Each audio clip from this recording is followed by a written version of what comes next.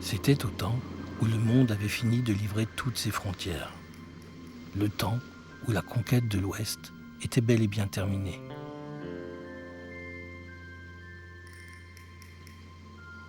Les pionniers du cinéma remplacèrent les pionniers de l'Ouest.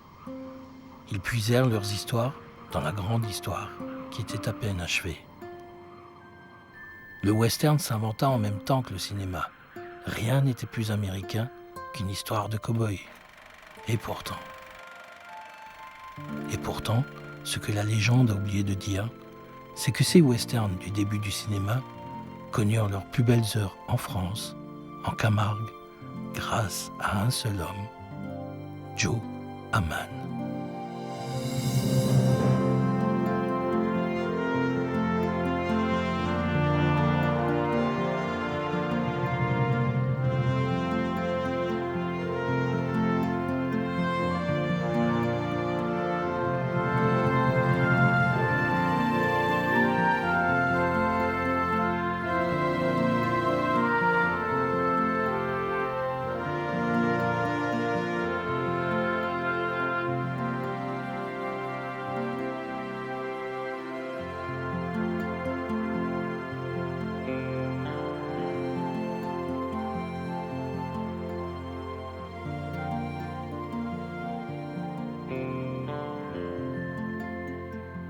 Le cow-boy assis à droite et qui semble plus vrai que nature, c'est Joe Hamman, un Parisien d'origine normande, né Jean Hamman le 26 octobre 1883.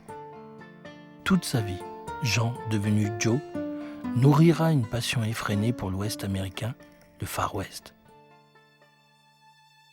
D'après ses mémoires, Joe Hamman tourne son premier film en 1906, intitulé Cowboy. Avec quelques amis, il aurait acheté une caméra et tourné ce western dans les environs de Paris. Ça ressemble à une histoire de copains qui s'amusent, rien de bien sérieux. Le bois de Meudon et les carrières d'Arcueil seront leur Amérique. De ce film, on n'en a jamais trouvé aucune trace. Légende ou réalité?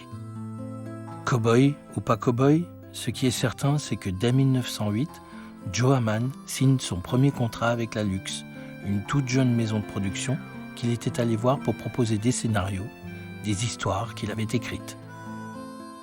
À la maison Lux, j'ai eu affaire à un homme charmant, M. Denis Hermont, auquel je propose des scénarios qui tenaient sur 2 pages. Alors, à un moment, il lit et il me dit « Mais comment, vous écrivez le cow-boy saute de son cheval sur un train ?» Mais c'est impossible, c'est impossible. Mais je dis « Si, c'est possible. Évidemment, il ne faut pas être manchot, mais enfin, le train marche à 50 à l'heure et le cheval à peu près à la vitesse du train. C'est faisable, mais enfin, évidemment, c'est un risque. » Il me dit « Vous pouvez faire ça ?» Je dis « Oui, si je vous le propose, c'est que je peux le faire. Allez, faites vos films, faites vos films. » Et c'est comme ça que je suis parti, comme, au fond, scénariste, acteur et metteur en scène. À l'époque, on pouvait tout faire. Dans le secret des archives, la carrière de Joe Hamman ne prend pas une grande place. Et pourtant, en quelques années, il tourne plus de 60 films, dont plus de la moitié sont des westerns. Numéro 1369, donc c'est le numéro d'enregistrement du dépôt légal. Et dessous, un peu effacé, c'est 1909. Alors ça, c'est le premier scénario de Joe Hamman, donc pour la Lux, ça s'appelle Drame mexicain. C'est vraiment un découpage, ce qu'ils appellent en tableau à l'époque, mais qui est en fait l'équivalent de nos séquences ou de nos scènes, hein, c'est-à-dire c'est très succinct, voilà. Vue d'une manade, le ranchero se promène au milieu du bétail. Intérieur rustique.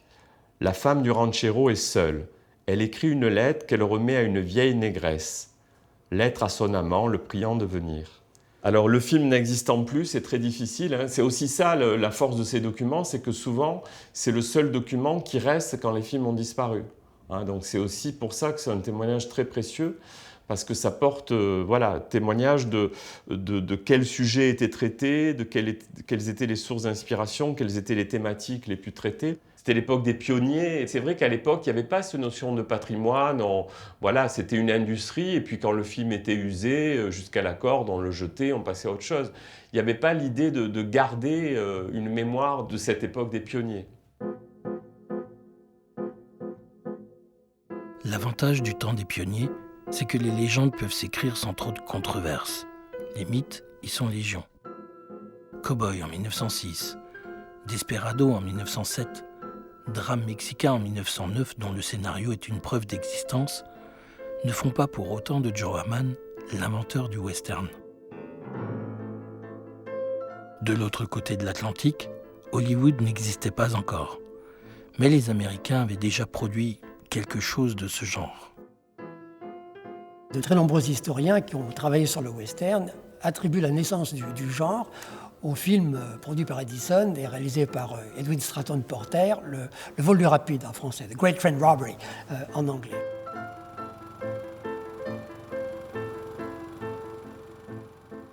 Au départ, il y a une pièce de théâtre qui exploite ce qui se passait en Californie vers la fin des années 1890, des vols de rapides systématiques, Butch Cassidy, le Sundance Kid et quelques autres, bien sûr, et on décide d'en faire une adaptation cinématographique en tableau. Et là, comme il y avait un scénario, etc., les gens ont mordu à l'hameçon et les producteurs ont vu qu'il y avait un genre. Donc, le genre lui-même, sur le plan dramatique, est né avec ce film, The Great Train Robbery.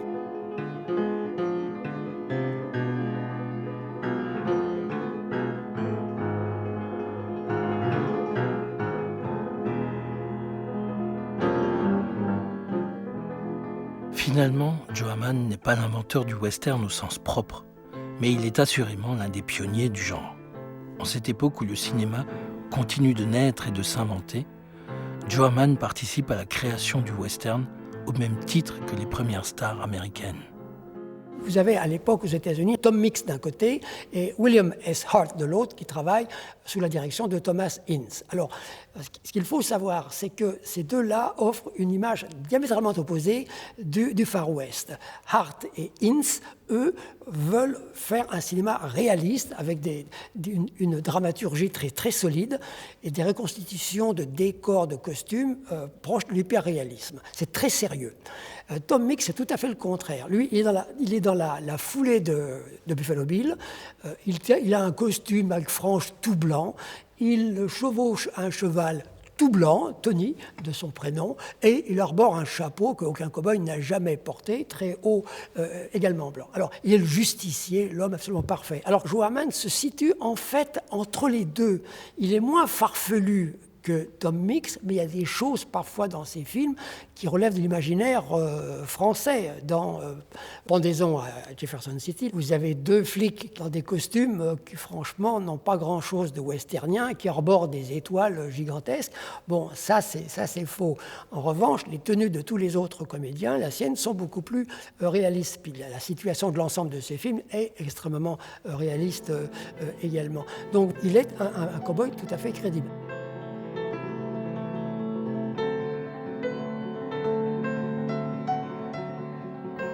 Son jeu, ses costumes, ses accessoires sont réalistes.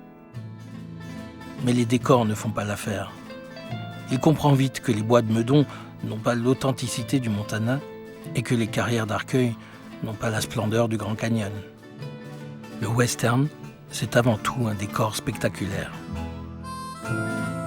Joe Hamman cherche donc une solution pour des nouveaux territoires. Il trouve enfin son bonheur dans une région du sud de la France, la Camargue.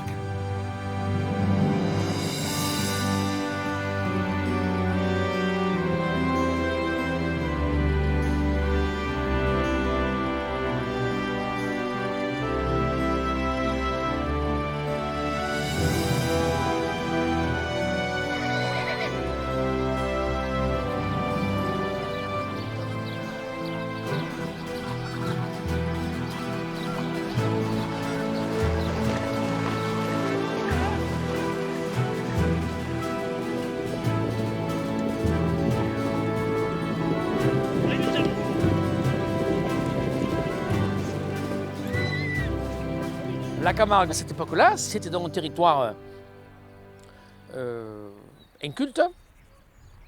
Si il y avait des taureaux et des chevaux, c'était que précisément on ne pouvait y faire rien d'autre. Hein, bon. Et les Seines-Maries de la Mer, c'était quasiment le bout du monde. Donc pour un Parisien qui arrivaient là, qui voyaient un territoire complètement désert, avec des grands espaces, comme il pouvait y avoir dans le Far West, avec des chevaux, des taureaux, des cavaliers, des choses comme ça. J'imagine que pour lui, ça a dû être un choc énorme, quoi. Parce qu'il ne pouvait pas imaginer qu'en France, il y avait encore des territoires comme ça. Quelques mois après avoir fait ses débuts à la Lux, Joe Hamman donc, a un projet de tournage en Camargue. Donc ça s'appelle Un drame au Far West, ça va être tourné en juin 1909 en Camargue et ça fait partie de ces séries de films.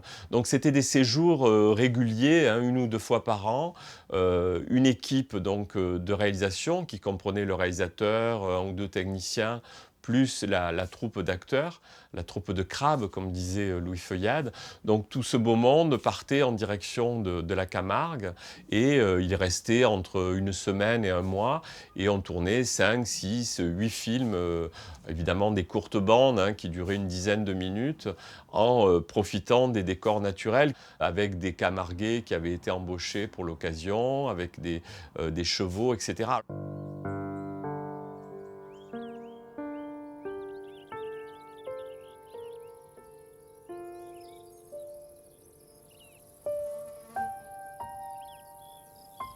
Dans cette Camargue, qui ressemble comme 2 flaques d'eau au Nebraska, la société Lux donne tous les moyens à Joe Hamman pour faire évoluer son personnage vers plus de crédibilité, plus de réalisme. Hamman et la Lux s'engagent pleinement dans ces westerns à la française et en soignent les moindres détails. Joe Hamman invente des histoires comme s'il vivait aux États-Unis. Il reste l'auteur et l'interprète de ses films, mais abandonne pour un temps la casquette de réalisateur. À cette époque, les productions ont leur réalisateur maison, et chaque réalisateur a sa spécialité. En ses débuts du cinématographe, Jean Durand est le grand spécialiste du film d'aventure à la Lux. Durand et Hamman mettent en place, peut-être de façon inconsciente, des codes qui seront repris par tous les réalisateurs de western. Une chose importante à dire aussi, c'est la qualité au niveau de la narration et de la réalisation du tandem Jean Durand-Joe Hamman. Leurs films sont beaux à regarder, et encore aujourd'hui, bon, si on fait abstraction de l'évolution technique du cinéma, on est quand même souvent très surpris par des compositions d'images dans lesquelles tout est beau. Par exemple, dans 100 $ mort ou vif, Joe Hamman saute sur le sommet d'un train, il rampe en direction de la locomotive, et vous avez les volutes de la fumée qui provient de la locomotive, qui frappe l'objectif. Jean Durand obtient de son obturateur une image absolument fabuleuse, et c'est presque en relief quand on regarde ça aujourd'hui. Donc il y a, j'ai pris cet exemple, mais il y en a d'autres où les compositions d'images dans les grands paysages ou dans les intérieurs sont très belles. Ce n'est pas toujours le cas dans la production française de l'époque. Bien sûr, si vous regardez les sérials de la Gaumont réalisés par Feuillade, Judex, Les Vampires, etc., c'est extrêmement soigné également. Mais la production générale, il n'y a pas ce souci esthétique qu'on trouve chez Hamman et Durand. Jean Durand se plaît dans cette aventure de western tournée en Camargue, au point de ramener avec lui ses complices de toujours, la bande des Pouites.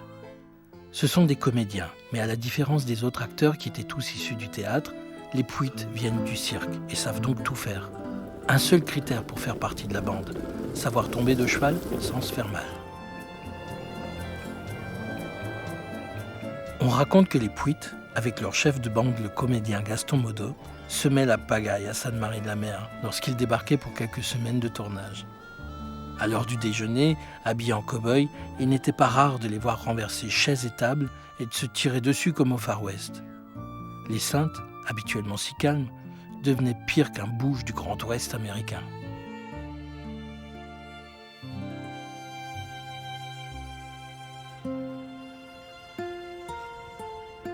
Les tournages n'étaient pas simples dans ces grands espaces camarguais.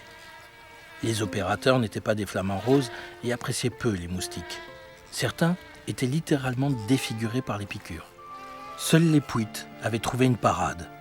Il se raconte qu'ils prenaient l'apéritif plusieurs fois par jour. Les moustiques semblaient craindre l'odeur du pastis. Il y avait un côté très bon enfant. Modo racontait qu'ils s'amusaient beaucoup parce qu'un jour, ils étaient déguisés en Indiens et le lendemain, ils étaient déguisés en cow-boy. Donc, quand ils voyaient les films sur l'écran, évidemment, ils étaient bidonnés parce que c'était les mêmes comédiens qui se couraient les uns après les autres. Donc, pour ceux qui étaient complices de la réalité du tournage, ça devenait évidemment très comique.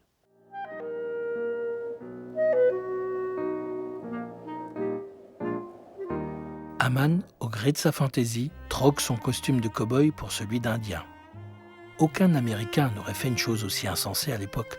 Ni William S. Hart, ni Tom Mix ne seraient devenus indiens, même le temps d'un film. Haman ose tout et continue de s'amuser en innovant. Personne avant lui n'avait songé à mettre au premier plan l'histoire d'un Indien. Ce qu'ils amènent de nouveau à l'époque, ce sont des situations, par exemple, qui ne sont pas propres au cinéma américain de ce temps-là. Je pense à La Prairie en feu, par exemple, où l'Indien, au début, qui reçoit une allocation du gouvernement, s'estime sous-payé, donc il n'est pas content. Il va se venger avec ses amis sioux, ils mettent le feu à la prairie, ce qui crée la panique parmi le bétail des Blancs. Et ensuite, ils vont attaquer ces 10 Blancs. Alors, ils sont tous massacrés, sauf lui. Mais lui ne veut pas mourir d'une balle des Blancs. Et il va se suicider en se sacrifiant, s'immolant dans le feu qu'il a créé.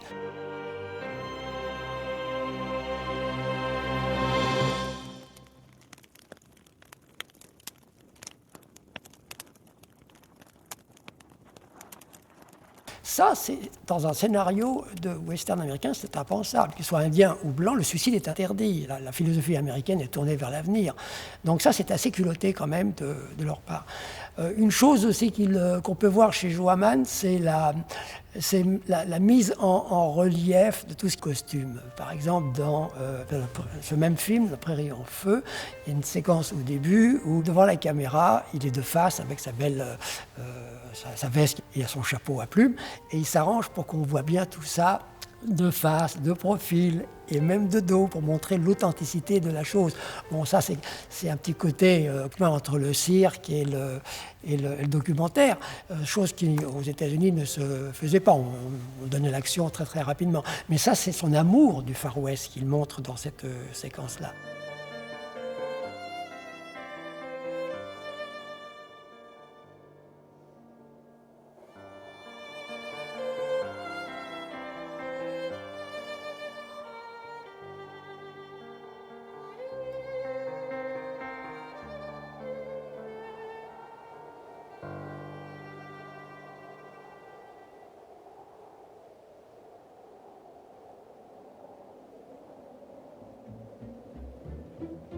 Cette image, longue et précise, a un aspect ethnographique pur. Joe Haman était un amoureux fou des Indiens. Et cette veste qu'il porte fièrement et qu'il montre avec soin provient d'un costume qui à lui seul est déjà toute une histoire. On ne peut être plus exact dans le souci de véracité des accessoires et des costumes. Car cette veste, après avoir voyagé et changé plusieurs fois de propriétaire, entre aujourd'hui comme pièce maîtresse au musée franco-américain de Blérancourt, en Picardie.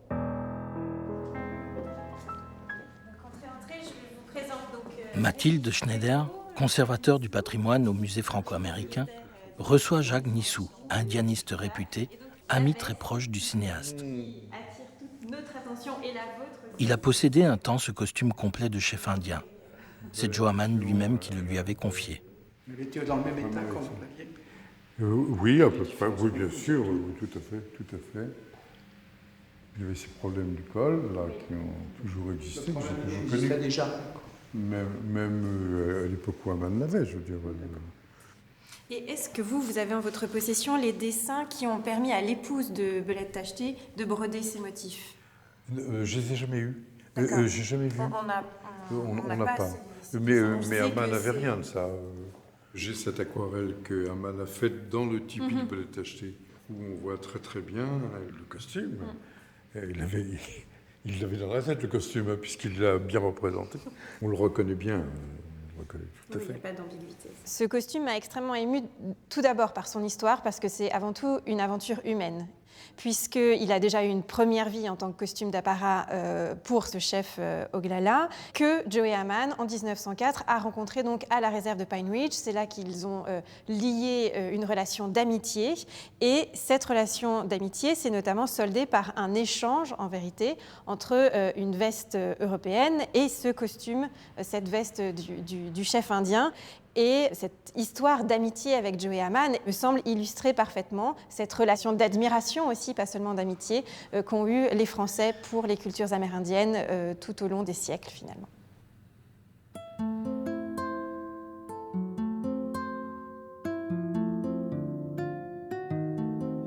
Joe Hamann aurait donc rencontré en 1904 un grand chef indien, Spotted Weasel Belette Tacheté, bras droit du célèbre Red Cloud dans la réserve Sioux de Pine Ridge dans le Dakota du Sud.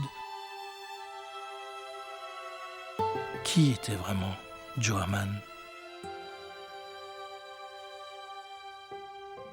Famille très bourgeoise, Paris chic, maison de maître en Normandie, amis célèbres, garde-robe en soie et dentelle, puis études à Londres, école des beaux-arts, parce que papa était un célèbre marchand d'œuvres d'art à Paris.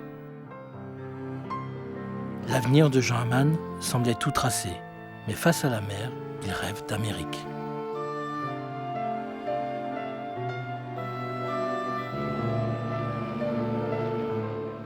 Un jour de 1904, son père doit partir en voyage d'affaires aux États-Unis. Une porte s'ouvre et Joe Hamann s'y engouffre. Sous prétexte de parfaire son anglais, il est du voyage.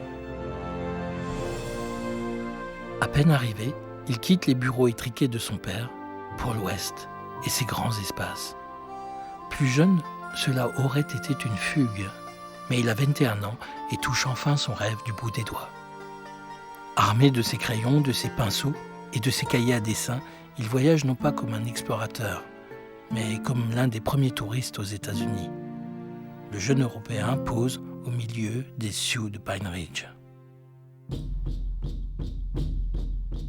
Durant des mois, il croque la vie indienne comme elle va, de tipi en tipi, de famille en famille. Joe Hamann partage le quotidien avec la tribu qu'il a adoptée. Dans la réserve, il rencontre Belette Tacheté qui lui donne son nom indien, Mockingbird, oiseau moqueur.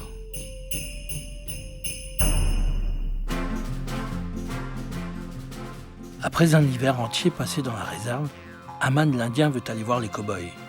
Dans le Montana, au ranch 44, il apprend à monter à cheval, manier le lasso, dégainer et courir après les vaches comme un vrai cow-boy. Là aussi, on le rebaptise.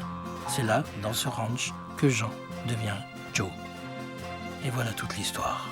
Ou presque. Un an plus tard, de retour à Paris, Joe ne jure plus que par les Indiens et les cow-boys.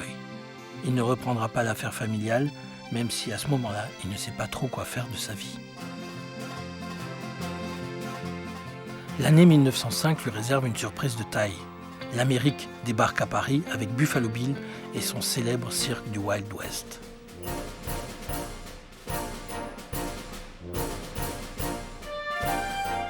Joe Hamann retrouve ses amis indiens et se fait même embaucher sur le show comme cow-boy.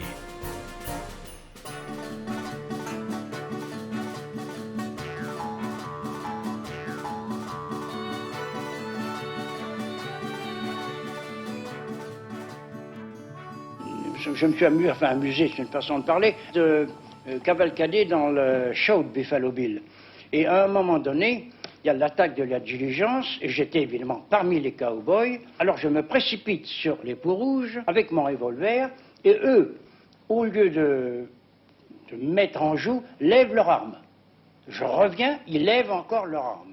C'est curieux. Alors dans les coulisses, je leur dis, mais why didn't you shoot at me? Pourquoi est-ce que vous n'avez pas tiré sur moi? Il me dit, Joe, on ne fait pas le geste de mort sur un ami. Joe Hamann hume l'Ouest à plein poumon, même si c'est un Ouest arrangé et remis en scène. Il troque et achète encore des vêtements indiens et cow-boys, parfait sa collection d'indianistes commencée lors de son voyage aux États-Unis. Il fait même quelques photos dans les coulisses du Wild West et achète un cheval à Buffalo Bill. Des costumes, des accessoires d'indiens et de cow-boys, Tout est là pour mettre en place une petite idée qu'il avait derrière la tête. Faire du cinématographe.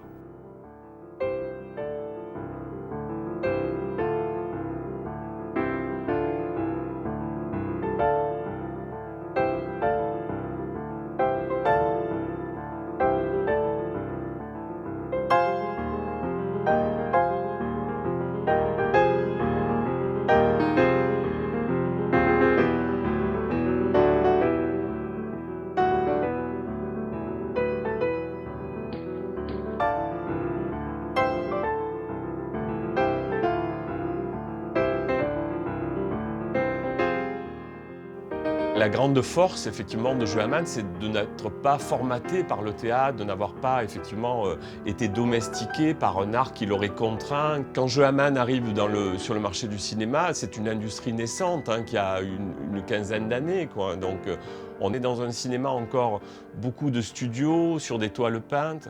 Donc, Joe Hamman apporte quelque chose de nouveau, c'est-à-dire un être très physique, hein, très sportif, musclé, capable de nager, de monter à cheval. Ce qui le mène, c'est ça, c'est cette insatiable curiosité à découvrir toujours de nouvelles façons de faire vivre l'image et de ne pas tomber dans l'image statique, figée, avec un jeu complètement théâtral. Je crois que c'était sa hantise, la théâtralité du jeu. Alors, Joe Hamman, c'est un homme très actif et tout, et il sait que lorsqu'il écrit un scénario, il a une histoire qu'il développe avec un début, un milieu, une fin, mais ce qu'il veut donner à ses spectateurs, c'est ce qu'on appelait à l'époque des clous. Alors, les clous, c'est quoi? Ce sont des séquences très spectaculaires, fondées sur des cascades. D'ailleurs, quand on les voit aujourd'hui, écoutez, je pense que M. Belmondo pourrait quand même être admiratif, parce que c'était parfois beaucoup plus risqué ce que faisait Joe Hamman que notre cher Bebel.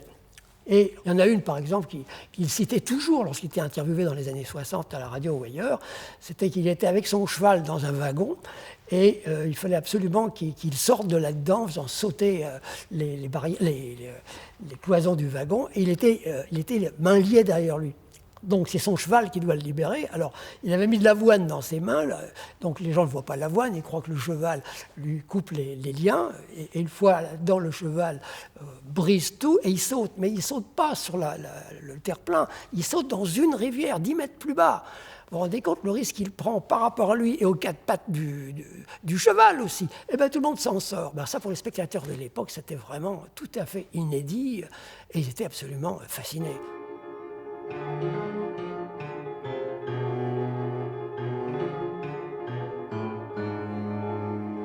D'une cascade à l'autre, Hamman trompe la mort, sans jamais se faire doubler.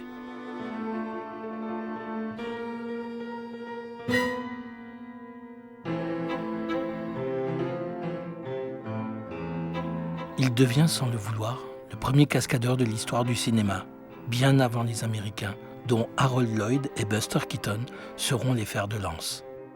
À tel point d'ailleurs qu'un film d'aventure ne peut plus se faire sans Joe Hamman. Il est devenu incontournable dans ce genre.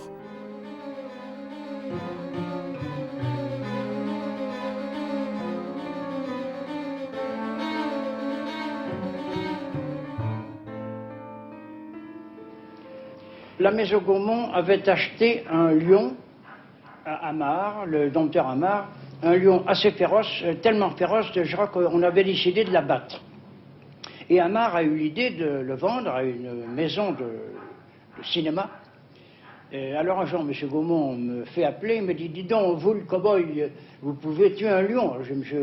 Gaumont, le cow-boy n'a aucun rapport avec une chasse au lion, d'autant plus que j'ai jamais tué un perdreau de ma vie, ce qui est vrai, mais j'étais bon tireur. Il dit « Voilà, nous avons pensé à vous. » Très aimable. Voilà le film, vous êtes dans la brousse, vous venez vous réfugier, vous êtes poursuivi par des Arabes, et venez vous réfugier sous un rocher. À ce moment-là, on vous lâche le lion et vous le tuez. Très simple.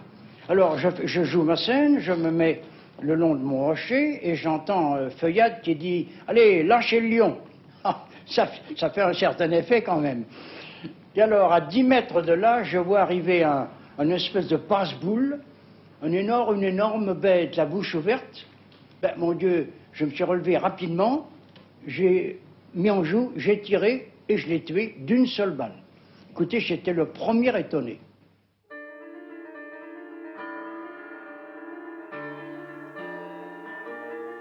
Allez là, il va faire encore un truc fou. C'est incroyable. Et sans doublure. Ah non, non, sans doublure ni rien. Enfin, il me disait que le faire une fois, ça va. Le faire 2 fois, si la caméra bourrait, il l'aurait pas refait, quoi. Il y a des choses qu'il n'aurait pas fait.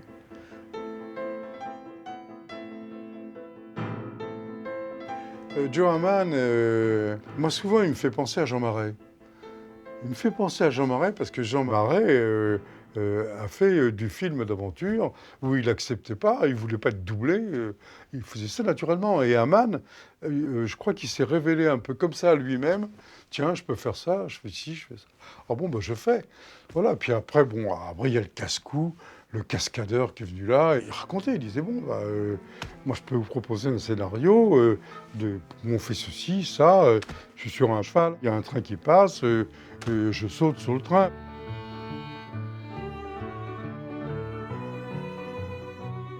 À cette époque-là, il n'y avait pas beaucoup de trucage possible. Il y a des femmes des Saintes-Maries de la Mer qui vraiment avaient peur pour lui, pour sa santé. Réellement, et elles étaient dans l'église des Saintes-Maries de la Mer pendant tout le tournage de ces scènes-là, et elles priaient pour qu'il ne lui arrive rien.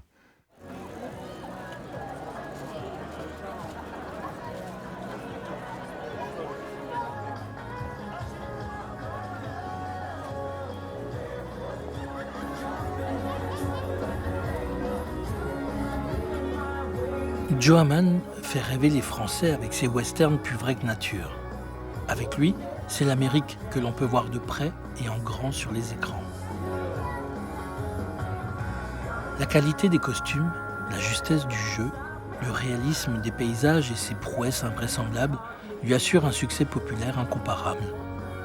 De façon naturelle, ses productions s'exportent bien au-delà des seules frontières françaises et le public leur réserve un accueil enthousiaste. Des films de Joe Hamman sont distribués aux États-Unis. Et il y en a un qui est assez amusant parce que ça s'appelle La conscience du cheval rouge. C'est tourné, ça fait partie de la série Arizona Bill. Et la particularité de ce film-là, on s'aperçoit en lisant la presse que le film est salué effectivement comme étant un très bon scénario. On dit que c'est la première fois qu'en Europe on fait un film aussi réussi, aussi juste au niveau de la crédibilité du récit, au niveau des costumes, etc. Mais le journaliste conclut en disant « Ah ben c'est normal parce que monsieur et madame Joe Hamman sont américains, donc c'est normal qu'ils aient réussi un western européen. » Le succès de Joe Hamman ne plaît pas à tout le monde. Des producteurs américains se liguent et tentent de faire voter une loi contre ces westerns venus d'Europe. Ils veulent lutter pour une exception culturelle américaine et bannir ces films qui font de l'ombre à leur propre production. Joe Hamman n'en a cure et file à toute allure sur sa lancée. Il invente toujours de nouvelles cascades, changeant parfois son cheval pour des chevaux vapeur.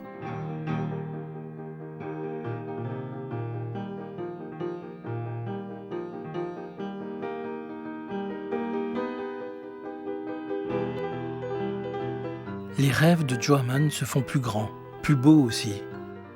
Mais la Camargue, qui faisait la force de ces westerns, en devient tout doucement le point faible. Les gardians ne seront jamais de vrais cow-boys. Les tridents ne font pas des lassos. Et les chariots ne sont pas des diligences. Même les beaux espaces camarguais ne sont plus assez grands pour le réalisme recherché par Joe Hamman. Définitivement, le petit canal du Rhône n'a pas l'allure du Mississippi et les taureaux ne font pas les bisons. Aussi, Joe Hamman est aux anges lorsqu'en 1913, on lui fait une nouvelle proposition.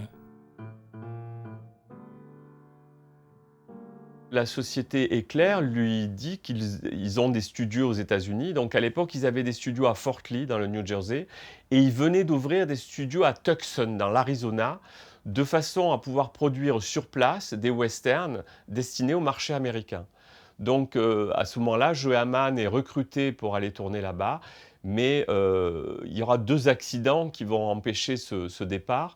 D'abord, les studios d'Éclair à Fort Lee brûlent, donc tout le stock est détruit. Et ensuite, évidemment, la guerre se déclare et ça sera la fin du rêve américain de Joe Hamman. Mais on peut effectivement rêver beaucoup à ce qu'il aurait pu faire là-bas et combien il aurait été à sa place dans un paysage américain.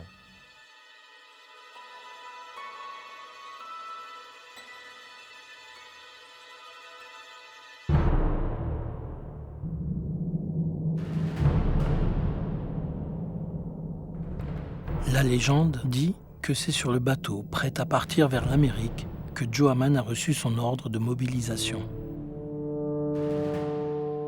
Beaucoup de techniciens et de réalisateurs meurent dans les tranchées. La césure est brutale et même fatale à l'industrie du cinéma français qui est dévastée. Après la guerre, les Américains s'engouffrent dans ce vide et déferlent avec leur production sur les écrans. Pour Joe Hamman, plus rien ne sera pareil. Son âge d'or est passé.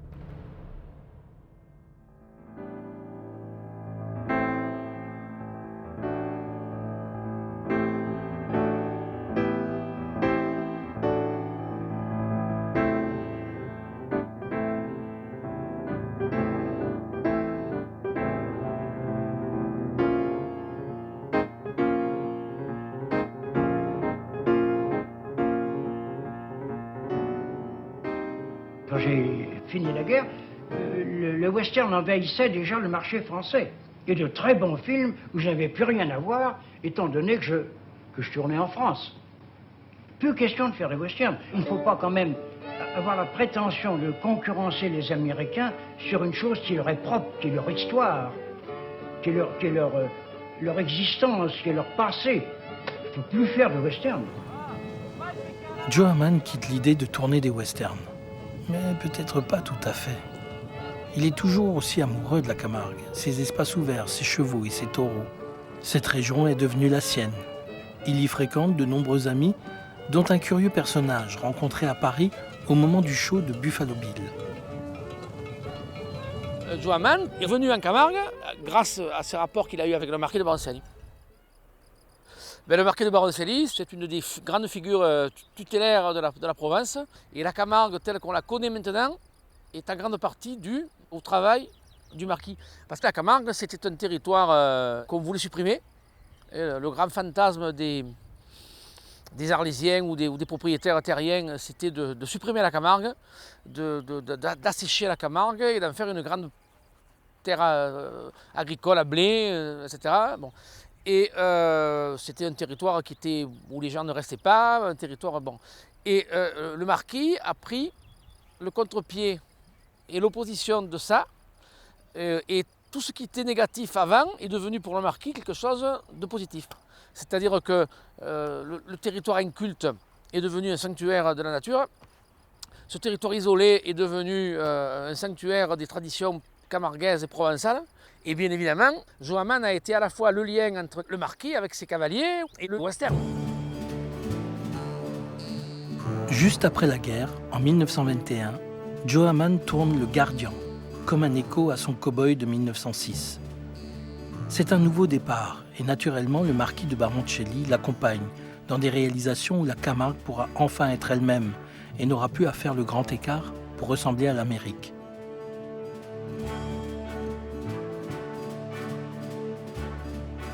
Gardien ou cow-boy, son cinéma reste prétexte aux cascades et aux prouesses de toutes sortes.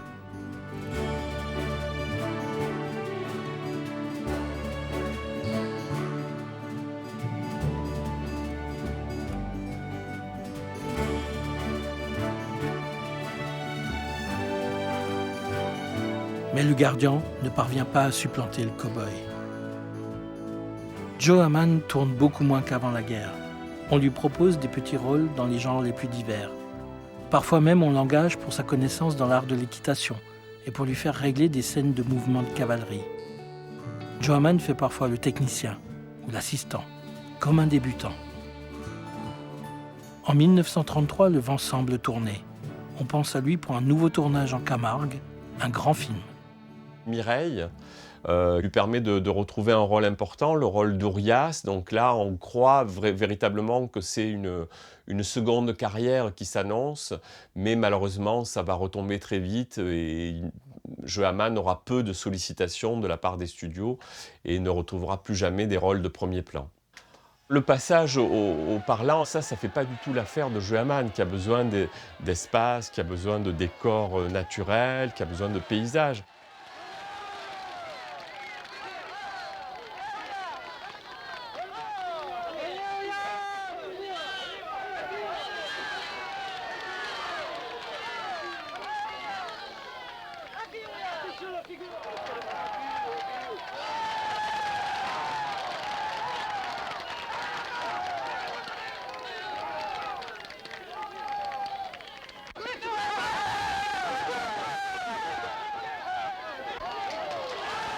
Joe Hamman a beau prendre le taureau par les cornes, une fois encore, mais le cœur n'y est plus vraiment. Le cinéma parlant amène avec lui des films plus intellectuels, plus dramatiques, où le jeu devient plus subtil.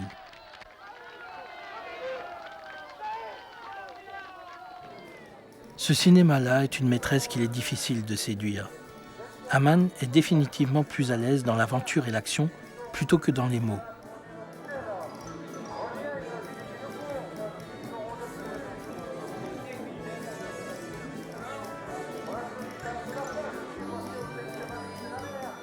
Les temps ont changé, et cette Camargue qu'il aime n'est pas épargnée. Elle laisse faire aux hommes leurs démonstrations pour touristes et ne garde comme roi et maître que le seul taureau.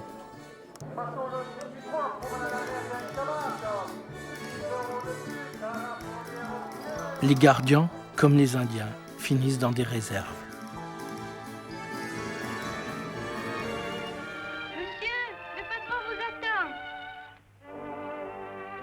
En 1952, Joe Hamman tourne un dernier film en Camargue.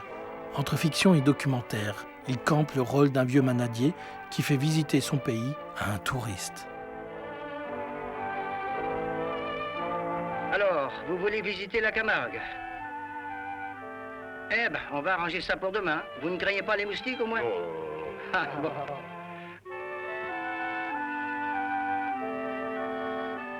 Au lever du jour, le patron Dumas a envoyé chercher 3 chevaux qui ont passé la nuit dans les marais.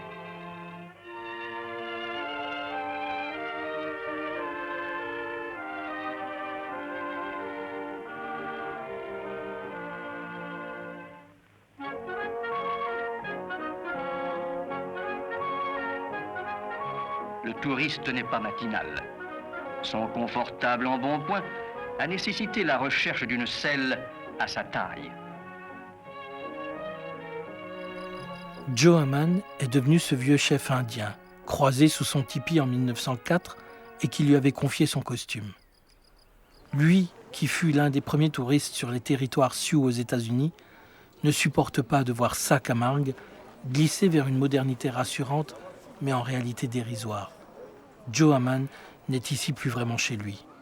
C'était une Camargue déjà plus civilisée dans les années 50. Alors qu'avant, il partait faire des chevauchées, c'était le champ libre. Et puis autour des Saintes, de ce petit village qui était de pêcheurs, qui était adorable, qu'il avait connu, c'était construit de pluie, des maisons, des fausses cabanes de gardiens.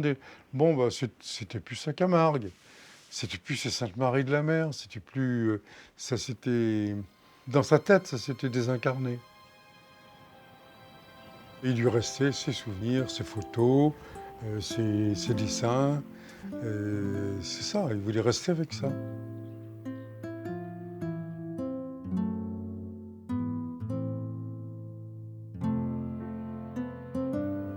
Le cinéaste abandonne la Camargue, comme le cinéma l'abandonne. Mais comme au premier jour, il est toujours habité par le western, peut-être plus que jamais. Replié dans son atelier parisien, il laisse désormais libre cours à ses premiers amours. Peinture, dessin, aquarelle. Ses illustrations sont publiées dans tous les magazines pour jeunes gens. Ses récits, parfois inventés, parfois autobiographiques, font rêver des générations entières de jeunes têtes blondes. Il développe l'intérêt que les gens éprouvent dans les années 60 pour le Far West, le western, l'Amérique des Indiens et des cow-boys.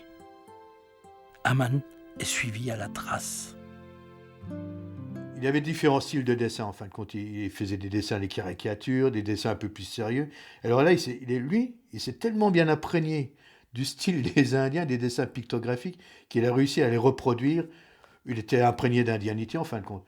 On voit très bien, tout est là, le bonnet de guerre, avec la plume soleil ici, hein, la lance, les peintures faciales, et sur par-dessus sa veste, on voit l'Indien, ici où il porte un plastron, tous les détails sont là, tout est très très bien fait, il n'y a pas de souci. Dans le journal Pilote, régulièrement, on trouvait ces textes, ces écrits, ici dans le Cocardi par exemple, et puis voilà, des petits fascicules comme ça, Sitting Bull, là encore un dessin de Joe Mann, on le trouvait partout. Et les gens, voilà, on voulait un peu vivre par procuration ce qu'avait vécu Joe Mann. Donc moi, naturellement, quand je lisais toutes ces aventures à Joe Mann, il décrivait les costumes des Indiens, tout ça. On aurait bien voulu avoir les mêmes choses que lui. Toute sa collection d'objets, on voyait ça en photo, soit à la télé, soit dans les magazines. C'était les photos noir et blanc en plus. Alors on regardait à la loupe, je me souviens, les dessins, tous les gaines de couteau, les mocassins, les vestes perlées, tout, regardez comment c'était fait, on essayait de comprendre. Moi, ça m'a fait rêver, quoi, voilà. Maintenant, on va le retrouver au musée. Moi, ça me fait... À l'âge que j'ai, je suis encore... je suis sur le cul, quoi. Joe Mann, l'américaniste, le spécialiste du monde indien, supplante le cinéaste. Ses récits et plus encore ses dessins, si précis, si détaillés, deviennent des témoignages ethnographiques de premier ordre. Curieux parcours que celui de Joe Mann, de la Camargue au Far West, du western au musée. En plus d'être un collectionneur et un réalisateur de films, Joe Mann a également été un grand illustrateur. Donc, le musée franco-américain a acquis des dessins à la plume et au crayon, qui sont en réalité des maquettes des revues de littérature enfantine des années 50, notamment le Coq-Hardy, qui a permis la plus grande diffusion de cette culture populaire, qui a connu un très grand engouement de la part de la population française. Donc le musée rend hommage justement à cet imaginaire en fait qu'ont véhiculé à la fois les films de Joe Mann, mais aussi les dessins de Joe Mann que nous avons pu acquérir dans cette perspective d'amitié franco-américaine.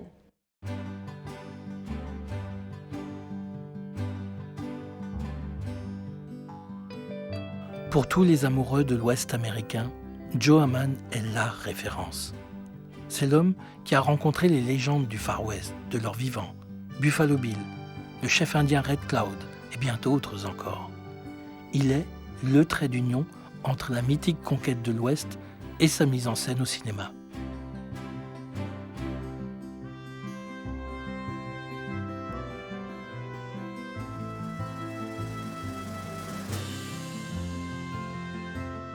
Dans les années 1970, Joe Mann est devenu un héros bien solitaire. Le vieil homme revient vers la Normandie avec tous ses souvenirs, ses incroyables collections bien enfermées dans des cartons qu'il n'ouvrira plus. Seul Jacques Nissou vient le voir de temps à autre et partage avec lui quelques moments. Face à la mer, il parle peu, n'évoque pas le passé pourtant si glorieux et surtout ne parle pas de cinéma. Oui, là, j'ai quelque chose que j'adore, parce que il est signé par lui-même de son nom indien, oiseau moqueur, et on voit très très bien que cet oiseau, en fin de compte, il rit. Il rit. Et donc, il a fait un indien, et il me souhaite ses vœux. Là, en anglais, c'était en 72, et qu'à cette époque-là, il se trouvait à Pourville, en Normandie, qui s'ennuyait un petit peu. Il avait eu le petit clin d'œil de me signer Pourville Reservation.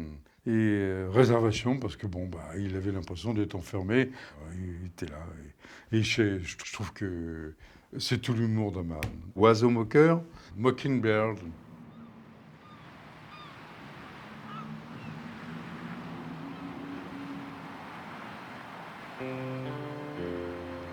Joe Mann est mort à Pourville en 1974. Là où le rêve avait commencé, face à la mer.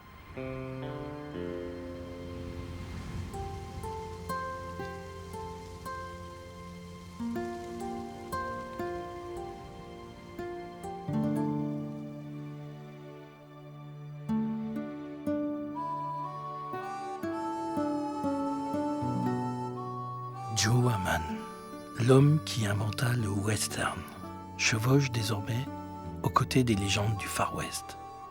Gary Cooper, John Wayne, Robert Mitchum, Richard Widmark, Steve McQueen. On se souvient de tous, sauf de Joe. Même si les fantômes hantent encore quelques façades de pierre avec cette part de vérité et de mythe nécessaire à toutes les bonnes histoires. Je pense que la mémoire, oui, de Joe Hamman ne s'est pas transmise parce que les œuvres n'étaient plus là, parce qu'on ne pouvait plus montrer et que donc la mémoire orale n'a pas suffi à transmettre qui était Joe Hamman. Malheureusement, Joe Hamman a été assez vite oublié, mais pour moi, modestement, je mettrais sur le même plan quand même Tom Mix, William S. Hart, un peu moins Broccoli, et notre Joe Hamman qui a énormément contribué pour rendre le western américain très populaire. Il a même été à égalité avec ces gens-là pendant un certain temps.